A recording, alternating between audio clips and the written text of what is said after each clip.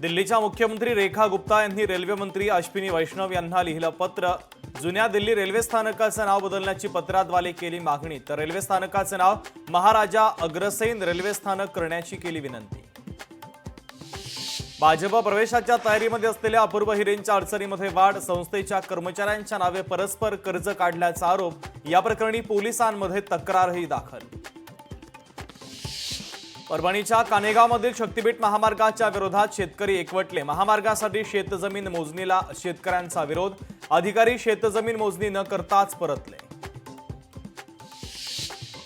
सिंधुदुर्ग जिल्ह्यामध्ये तुरळक ठिकाणी पाऊस, जिल्ह्यामध्ये भात रोपं लावण्याची कामं अंतिम टप्प्यात। पावसाचा जोर कमी झाल्यानं शेतकऱ्यांची चिंताही वाढली। कोल्हापूरमध्ये ठाकरेंच्या शिवसेनेमध्ये नाराजी नाट्य, ठाकरेंच्या शिवसेनेचे उपनेते संजय पवारांची नाराजी दूर। सुनील प्रभूंच्या मध्यस्थीनं संजय पवारांची नाराजी दूर झाल्याची माहिती। पैठणमध्ये शेतकरी आक्रमक, तहसील कार्यालयाच्या समोर शेतकऱ्यांचं ठिय्या, थकीत उसाचं बिल देण्याची मागणी।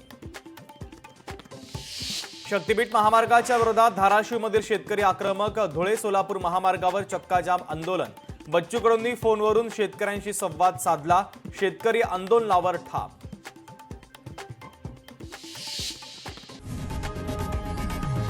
लोकशाही मराठी ऐका, पहा, जागरूक रहा।